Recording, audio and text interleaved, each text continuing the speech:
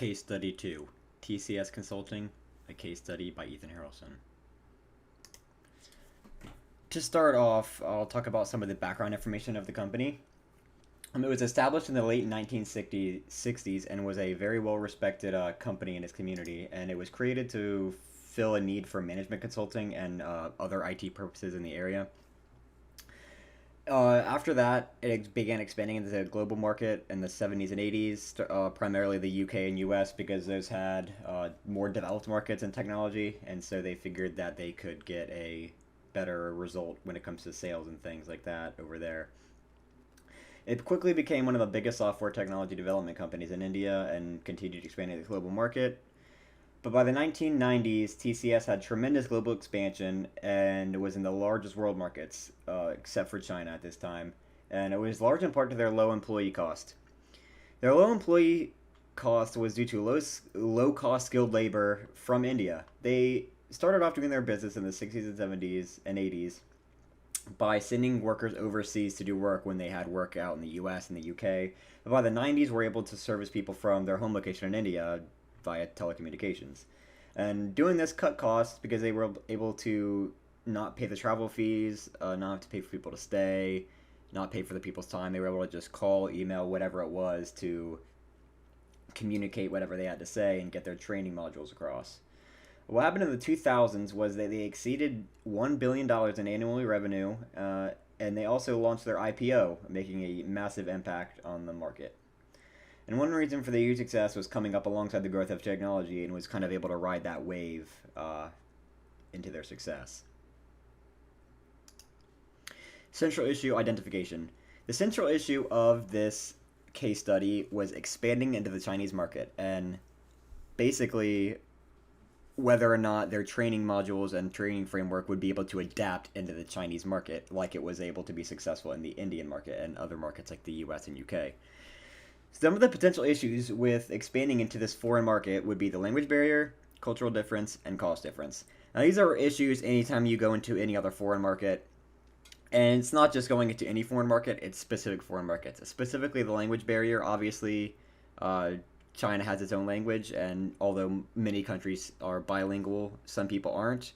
And some of those people's languages might not be the languages that you know, and so you have to have some kind of barrier or some kind of barrier takedown to get over that language block, whether it be you have someone who knows how to speak the language, whether it be you have someone translating for you, whatever it may be. If language barrier is a potential issue that could arise from expanding into that market. Another one would be the cultural difference. Every country has a different culture, and that is something that you need to learn a lot about before getting into the new market. Different countries have people that focus on maybe community values, self-preservation. Some people have a focus on the nuclear family. Some people have a focus on whatever it may be. And some management styles also work in different areas. So some management styles may be more effective, like being rewarded financially or monetarily for good work. Some might be you focus on teamwork and how to get to the best result. Some might be getting recognition from your boss verbally. Whatever it may be, different areas of the world and different regions might respond differently to different management styles and different teaching styles. And so understanding what that would be in the area and the market you're trying to get into is very important to ensure success. Another thing would be the cost difference. You're obviously going to have the cost of getting out there, whether it be in person or not. It's going to cost money to get your product into that new market, from marketing, trying to develop good reputation with people. There's going to be some kind of cost behind it, and that's going to be something that you need to think about as well whenever you're expanding into a new market. Issue resolution. 3 things that I came up with that I figured could help with some of the issue resolution would be extensive planning, studying the market and companies in China, and then hiring local talent in China. The reason that these would be successful for different reasons for each one. The extensive planning would be because doing extensive planning could be everything from doing market research to understanding the competition in the area, anything like that, learning what the costs are going to be, establishing some sort of competitive advantage. These are all things that would benefit you when going into a foreign market. Studying the market and other companies in China What I meant by this is more specifically studying other companies in the country that are successful in that industry and seeing what they do. What kind of marketing techniques do they do? Do they focus on low cost? Do they focus on being very friendly? Do they focus on having good customer service? Whatever it may be, see what the other companies have and see what works, so you know what maybe you need to focus a little bit more on than what you thought to begin with. The third thing would be hiring local talent. And this could help because, one, you're showing you care about the community because you're giving locals jobs. And then, two, they would also have a better idea of what the community's needs are than you would from an outsider. They would be able to tell you, this is what this community is struggling with, this is what we need help with, this is what these people appreciate, these are their values, whatever it may be.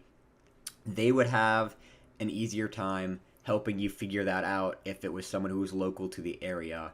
And that would also kind of help you with some of the language barrier issues and the cultural issues potentially, because as someone who lives there and has potentially grown up there for their whole life, they would have a strong understanding of what their culture is, and they would hopefully know the language and things like that could help you when expanding into the Chinese market.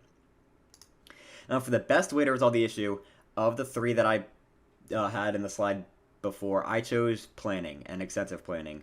I figured this would be the best resolution method because, one, it might be inclusive of the other two issues, but then it's also much more. So for the first thing I have on here is that research successful marketing techniques. This is important because in every country there are different ways to market that are successful. Especially in the US, it's a very significant difference than in some other countries in terms of how to market. Things that are visually stimulating potentially might work better than something that is auditorily stimulating in one country. And different groups and different cultures all react differently. So this would kind of go along with potentially studying some of the other companies as well. We're looking at what marketing techniques work, and you can look more than just companies in the same industry as well. You can look at companies that just are very good at marketing in the country. You can do research on and planning on how to market based on what other companies that are successful, even if they're in a different industry, how they market their product or service.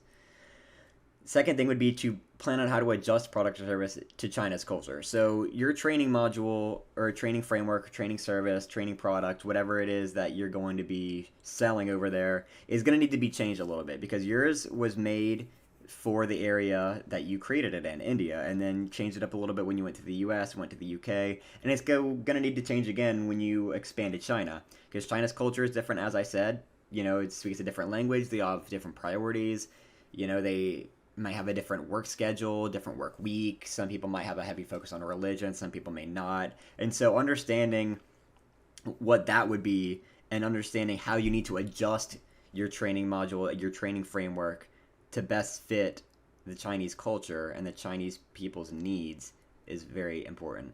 And then the last one would be establishing some sort of competitive advantage. This is imperative no matter what you're doing if you're going into business, whether it be domestically or foreign, but especially when you're changing your product from a domestic product to a global market. And when you're entering a foreign market, your competitive advantage may not be the same. The thing you might be able to compete on domestically is price, but when you have to include the cost of getting that product or service overseas, you may not have the cost competitive advantage anymore. And so establishing some sort of competitive advantage and figuring out what that may be is important because without a competitive advantage, people are going to go to other companies, and you need to be able to compete with them on something, whether it be price, quality, speed of service, anything. You just need some sort of competitive advantage, and doing extensive planning will help you establish some sort of competitive advantage. To conclusion, my biggest takeaway from reading this case and doing my research on it is that it is very difficult expanding into foreign markets. You need to do a lot of research, a lot of planning. You need to spend lots of money learning the culture, learning the language, getting people in the area, finding out what kind of marketing techniques you do. Different things like that are all going to be something that is more difficult when going into a foreign market versus when staying in a domestic market. So they're very difficult to do that, and that's the biggest takeaway I had from reading through this, is that expanding into a foreign market is difficult. And the importance of this would just be, as a business student myself who hopes to someday have a job in business and potentially in foreign business, which would just be something that I would love to have an experience doing, it's important to understand this. A lot of people maybe get really gung-ho about it and want to jump into something really quick and just chomping at the bit to get into a foreign market and grow their company, but sometimes it might be worth taking a few extra months of not having that increased income and just spending money on turn and on how to properly get there instead of just jumping in early, and it might work out long term. And as a business student, that's important for me because that's something that I didn't know before I did this project. And so now that I've done this and done some research on the case study and things like that, I understand that the difficulty of expanding into a foreign market is something that every business student should know. And that just about wraps up my presentation. I already emailed you, Professor, but I'm just going to also say it here. I had trouble with my teammates doing any work, so I would just hope that I get some slack with completing my project. Obviously, I'm still submitting it on time as best as I can, but because I had to do everything by myself while also focusing on other classes, it may not be quality of work that I usually produce, and so I would just hope that I get a little bit of slack on the grading because I did the whole thing by myself because my group members were unresponsive. Thank you.